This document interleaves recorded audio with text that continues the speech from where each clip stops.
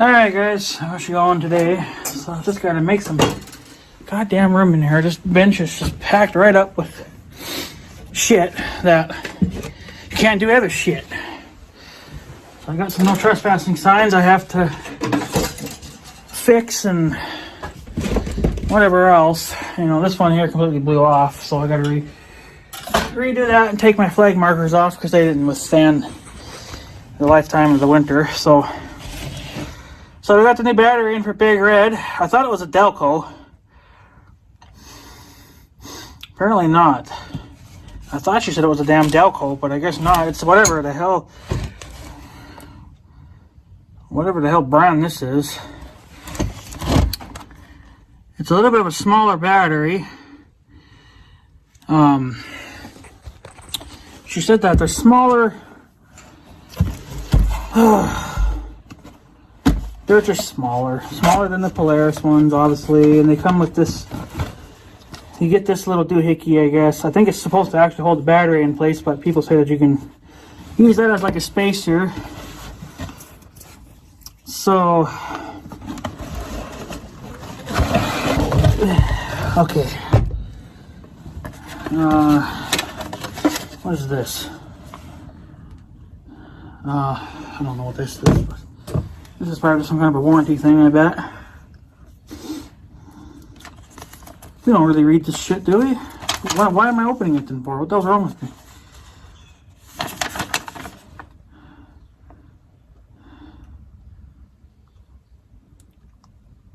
Oh, this is kind of interesting.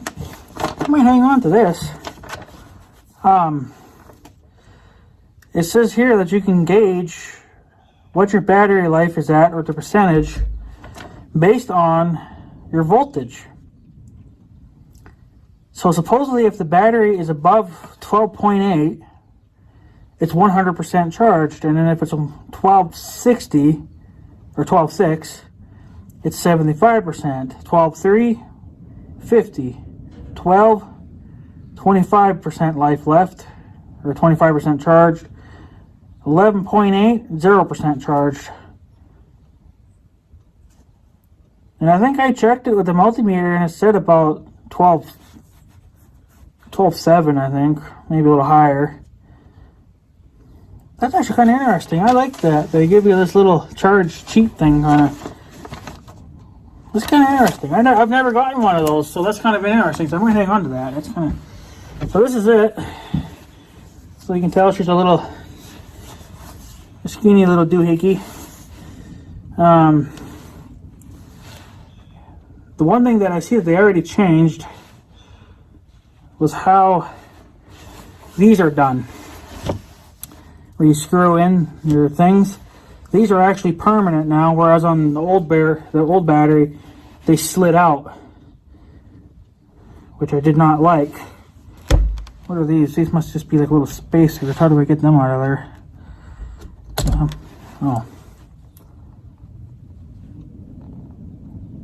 Oh, it even comes with the extra screws, which I'm not going to use because they're not going to work in my case. And I think these must just be like spacers, I guess.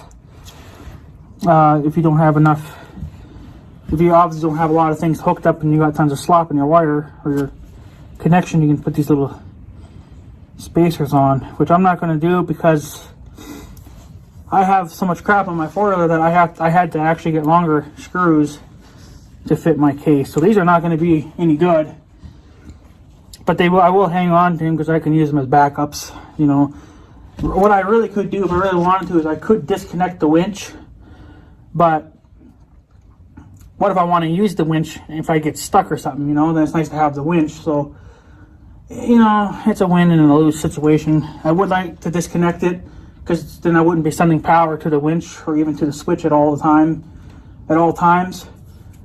But then if I do disconnect it and then I need it, you know, then you can see how much a pain in the ass that's going to be. So I might just better just leaving it hooked up. So the lady said that this is supposed to be obviously a smaller battery. The cold cranking amps are definitely a lot lower than I think what the old one used to be 310. This is 220. So that's definitely a lot lower. That hopefully that thing's got enough cranking balls to start my 4-wheeler. 1222, so it's a fairly new battery.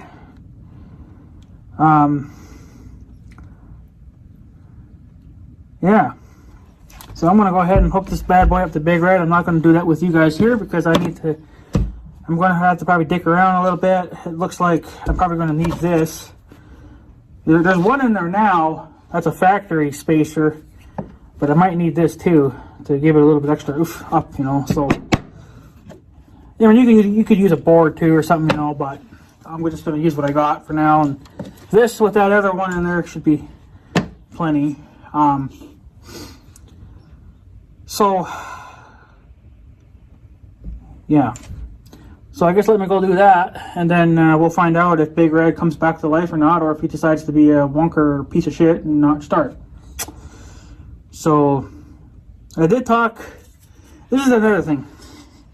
I'm not sure who owns this company, and then, I mean it's not a bad thing, but it's not what I'm used to, because usually when it comes to wanting to get a price idea on repairs, you think you'd want to talk to the man, you know, to do that, because he's the one that does all the work. But in this case, it was the girl that works there. She's the one that does all that. So she gave me a rough idea of what it would cost to get the bushings or the ball joints repaired on Big Red. She says it really depends on how hard it is to remove the old ones. She says if they're rusted and they're really bad and shit like that, it could take time to punch them out. But she says that if they're real easy to get out, then they could have it done in, you know, just a few hours. But she said it shouldn't, no matter what, it should be no more, it should be under $500, way under that. But she thinks that, you know, but I'm still gonna, you know, save some extra because I don't know exactly what it's gonna cost. I would rather have more than enough than not enough money. So I'm just gonna have to run Big Red the way he is, at least for a while. Hopefully it holds out until we can get him loaded and get him hauled back down there again to get done. So, but it's nice to have at least a rough idea of what it could cost, you know, to get the job done. So it's not as bad as I thought, but I might just send them in. If I send them in maybe June or July or something like that, yeah, I'm probably just going to get the ball joints done, and then maybe later on in the fall, maybe he'll go back again and then get that oil leak solved. Even though it would make more sense to do it all at once, but then see, the thing is that you got to save up even more money, you know. Getting that oil leak probably wouldn't be the worst thing in the world, but, you know, it's going to be at least another couple $100, I imagine. A lot of that's just going to be labor. So, but yeah. So, you know what? And that girl over there, she's my type of girl, because you know what? She gets her hands dirty. She's not afraid to get dirty. Women like that are hard to fucking find. If you can find them, hang on to them, because they're not afraid to get their hands soaked in oil and diesel fuel and whatever the hell else you can think of. She was right there cranking on shit when I walked in the door. Her hands are all covered in oil. So, if you can find a woman like that, and you're a guy that likes to work on shit too, get you a woman like that. There you go. So, yeah. So let me go get this thing installed, and then I'll bring you guys back for the startup, unless something burns down. I just left all my tools out here last night because I figured, well, I'm coming out here anyway. So, yeah. Well, actually, I'm going to do a quick little comparison, because you know what the new battery looks like. Here's a new one. And here's what the old Polaris batteries look like. This is the Big Red's very, very first battery. I took a second battery in because I didn't need it for nothing. So I keep this one around because it's a nice little, well, if I want to get a discount on something sometime too, I can just take that in. But I've been using it as a thing to keep my trailers a little more level. So, but size difference is definitely a lot different. Hopefully the wires will be long enough, but we'll find out. So, but yeah. So I don't know how good that battery is. Maintenance free, spill proof, long life. We'll find out about that one. And then, yeah, its design and whatever else. So made in the USA with actual US parts. Alright, well, let me go install this thing and then I'll bring you guys back. So hang on 1 second. Alright guys, well, it ain't pretty. This battery's not meant for this machine like they say it is, because the terminals are down at the bottom now instead of on the, like the old battery. They're on the upper side. So all the wiring had to get bent and tweaked. Probably even broke a couple wires in the process. And the battery's still not sitting in there perfectly straight. I just put my little thing on here, I guess, to kind of help keep the battery from jumping around, but I don't know. It will probably cause a fire, I would say, at some point in life, because these wires have to literally be bent where they're not supposed to be bent. Like this wire was originally supposed to be routed this way and bent certainly a certain direction. Had to reroute it because the wires, all the wires have to come up pretty much like this to even remotely get in there to tighten it. There's not enough slack in the wires to get you to really do what you want to do. I think you would have to probably put 3 inches of wire on every wire here, and then the battery has to be sitting upright in order for you to even tighten it, because you obviously can't tighten it way down there in the bottom. Not like with the old battery, I was able to do it at the top. So hopefully being on an angle like that, I guess, won't hurt it. It shouldn't, because it's a sealed battery thing anyway. I don't know if that cover will even fit on her now.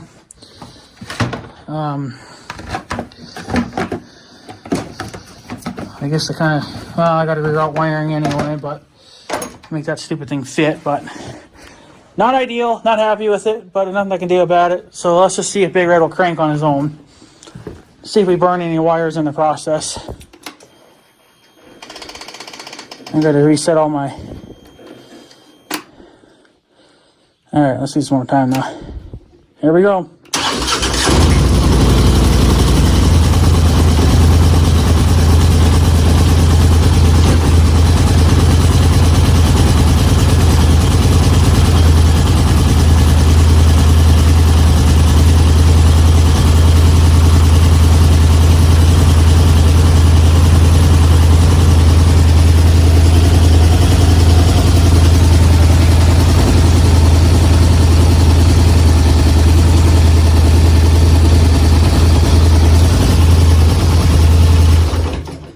Well, oh my god, that actually fucking fixed it. That's a goddamn miracle. My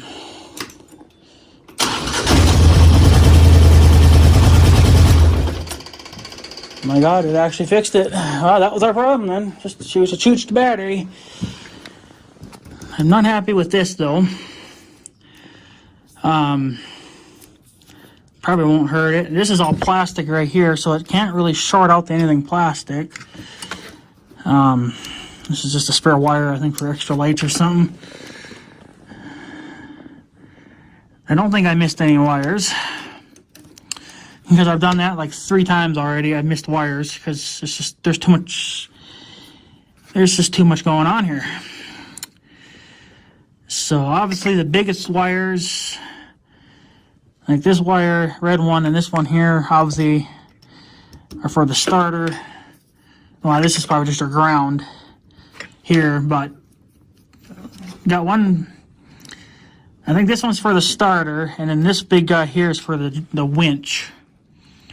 And all the rest of it is just miscellaneous for the, just miscellaneous wiring for lights and stuff. And then this wire I added, that is for the warning lights on the back. I think I did my own wiring there, so I don't know. That could have been, yeah, that could be, I don't know. But I know that, yeah, I don't know, because I know these wires here, these right here, are for one of the warning lights. Of course, I never did ever finish taping them off, but because I don't know. Yeah, so these two are for one of the warning lights, either the rear or the front. Nope, that's for the rear. Yeah, that's for the rear warning lights, because the ones for the front are right here. That's that. And then I think to power it. No, wait a minute. Yeah.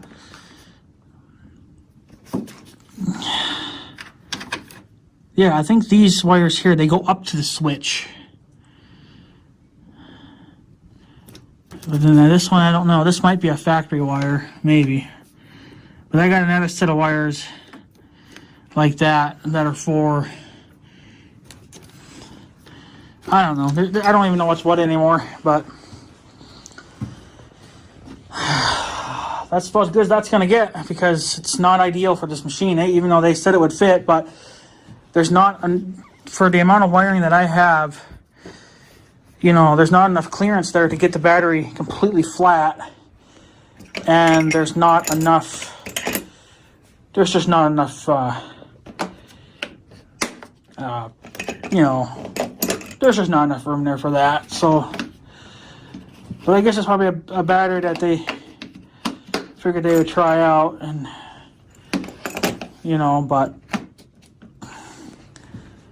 it's obviously better than before, but of course, it's how long will it last, but hopefully we'll get a few. Yeah, see, these on the old batteries, you had these things, and that's what you tightened your screw into, and I had a habit of losing these, and obviously I kept the old ones off my old battery, and I have one more yet that's actually in the back of the four-wheeler in a bag from the very first battery. I'm still going to hang on to them because you never know. I might get a different battery and it might require them. So, but the one thing I liked already was that they made that, you know, these little screw-in things, they made that permanent into the battery so you can't lose them, because you know, you can lose those little things easy. So they already changed it and how it should be. So, but yeah, unfortunately, if you want to take the battery out, you got to take your support thing off, which I might even have to take off regardless if this doesn't fit in there right. Because I don't know, because nothing is sitting right, because the battery's not meant for this machine. But they think they know what they're doing, but they don't. And that's not the repair shop's fault. That's Polaris, because they think they're, you know, they made it perfect for every machine, but they didn't. Every machine's going to be different because people do different things. So, yeah. I bet you my LED lights are probably no brighter than they were when the other bulb was in there. But, yeah, I don't know. It's, whatever. So I'm going to do some more tinkering around, and then I guess that's pretty much it. It looks like everything, I mean, for the most part, it's in, but not happy with what I had to do to make it fit. And it was not, they're not meant to stand up either. They're meant to lay down like this. This is what they're supposed to do. So, but this is not completely flat, because it's just the wiring. The wiring is what's stopping it, so it's probably going to be a fire hazard, but whatever. Burn my machine down, you blame Polaris, because they're stupid and don't know how to design shit. So if they would have left those at the top like they did on the old batteries, it would have been a different story then. So, but yeah. So I guess that's pretty much it. I mean, I'm just going to clean up now and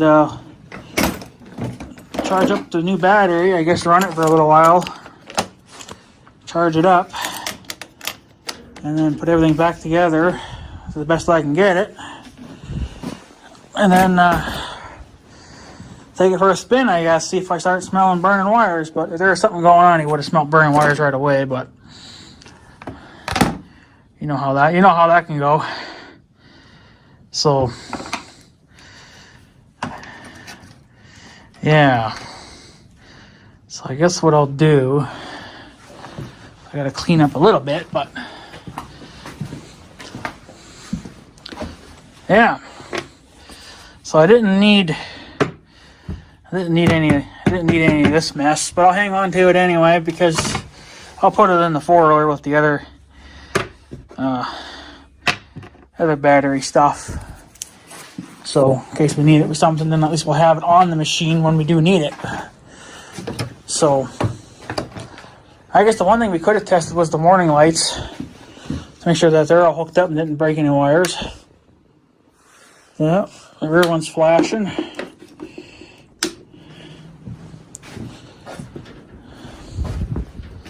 And the front one's flashing.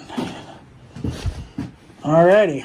I have to probably change the flash patterns because I think when they lose power, they reset themselves, which is fine. That's just an easy thing to do. So that won't bother me too much there. Every year I like to change the flash pattern anyway, just for something a little different. But yeah, so I think that's pretty much it. So that did fix the issue.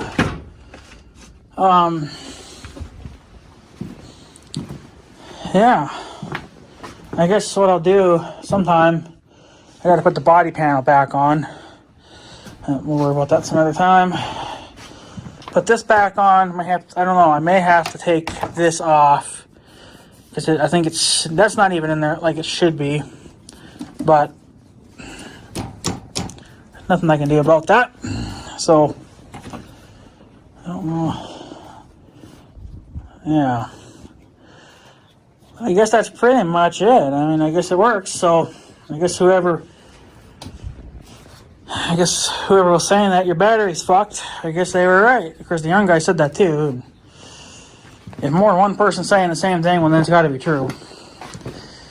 You know, it's more or less the old timers, you know, and middle-aged people that know more than I do. So I kind of have to trust their logic a little bit more than mine because, hello, they've been alive longer than me. They've seen a thing or two. So, yeah. So hopefully that'll fix our problem for a few more years. Hopefully Big Red doesn't burn down in the process of the battery being on a side angle. But I don't really have much of a choice because that's the only way that's going to work. So, because I'm not really sure else what to do. I don't know if taking out the spacers would have worked or not because there's technically 2 spacers down in there now.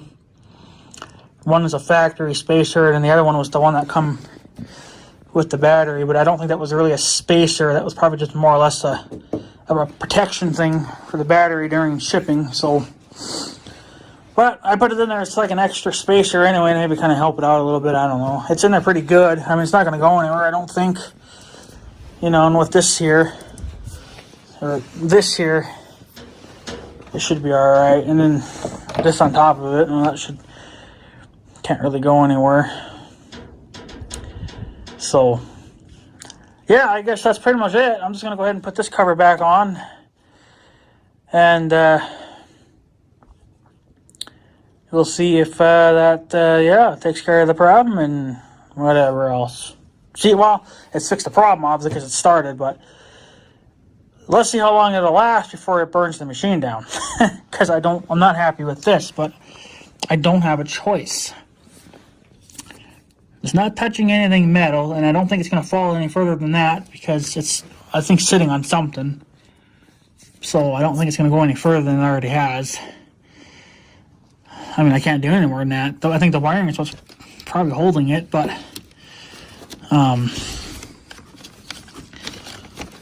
you know, there really is nothing I can do. Now that's going to be a problem. There. So make sure I wasn't grabbing any wires, and nope, I'm not grabbing any wires. So it looks like it almost could fall down in there, but it's not going to for some reason. Something's stopping it. So, but I'm shaking it, and it's not going anywhere, and I'm not going to be Dukes of Hazzarding it, you know, everywhere. So it's not like that battery can really fall. So But I guess we fixed that problem. So we're back down to 2 problems: ball joint and leaky oil, leaky engine. So, but that really shouldn't be leaking anymore now since it's been so nice out. So that's going to be done now for the rest of the summer. But it would be nice to be able to go all winter and not have a leaky engine, you know. But maybe we'll worry about that later on. I think right now it's just more or less to fix the ball joints. But I'm gonna say about quite a bit, and hopefully that'll last. I mean, obviously, if it keeps getting worse and worse and worse, it's going to be an issue, but I don't know if it can get any worse than that, besides before it's just snapping off. But I don't know. So, anyways, guys, I guess I'm going to take off. We know he starts, and yeah, I guess I will.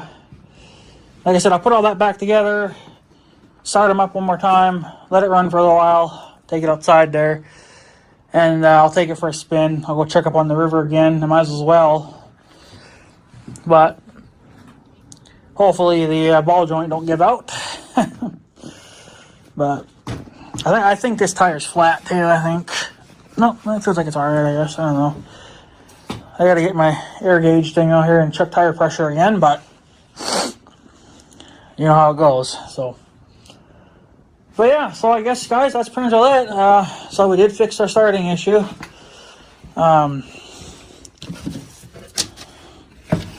Like I said, that's the battery that she gave me. I thought it was a Delco, but it's whatever that brand is. I've never even heard of it.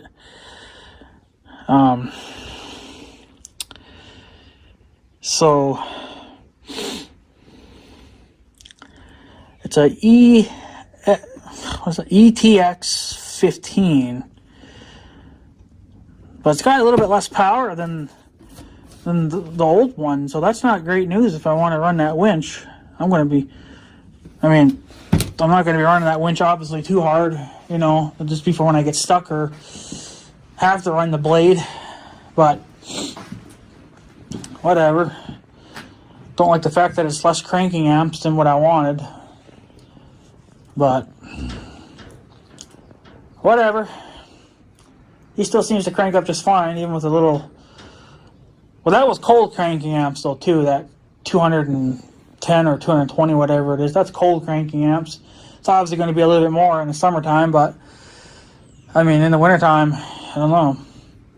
He'll be a little harder on starting, but whatever. So, all right, guys, I'm going to take off. I want to get this done. Go for a little ride. Check the river out one more time, and I guess see what else I can get into for today. But at least you guys are right. You guys were right. It was the battery, even though it said 12 volts. I even checked it before I took it in, and it was still because it sat overnight. I took the battery out last night when I went for my spin there for Sunday, and I took it out, checked it. It was at like 12.8, which was supposedly from what the chart says, that was still pretty good. What did that chart say again? 12.8, I think, was 75% full. Yeah, 12.8 or greater is 100% charged. So even though it was still fully charged, 12 volts wise, it was still good, but the cranking amps were obviously shit. And then when I checked it this morning, right before taking it in, it was still reading about 12.7. So even though it only dropped 0.1 volt or whatever, you know, so it was still above.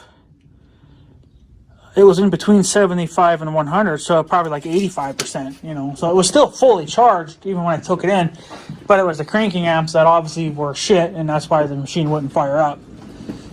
So, but I'm going to hang on to that chart. I like that chart thing. So, even though I have a maintainer, that's what this is here. And yes, I will be plugging it in, obviously, to keep it maintained. So, but it should be able to hold a charge on its own for quite a long time. I think more or less in the wintertime, I would definitely have to keep it on a maintainer. In the summertime, maybe not so much. Maybe if I don't plan on driving it for a couple of weeks or something, but I imagine I'll be driving it pretty much every day or until that ball joint gives out, but I don't know. But anyways, you know what? The battery's in. He cranks up just fine, even though I don't like how it's sitting. I don't even know if I'm going to be able to put my cover back on. I may have to take that stinking bracket off. I may have to run it without this, I think. Because it's not sitting in there right anyway. But I kind of just liked it there because it would kind of help protect the battery a little bit more. But may have to run it without it. So I'll see. If I have to remove it, I gotta take it off. I guess I'll just put it in the storage, hang it somewhere, I guess, and whatever. So it's not gonna bounce around anyway. Can't. And I'm not gonna be driving that freaking bloody hard. So yeah. All right, I'm done talking. I need to get done. So yeah, anyways, guys, I'm gonna take off. So I guess have a good day and stuff. So yeah, thanks for watching, guys. Take her easy.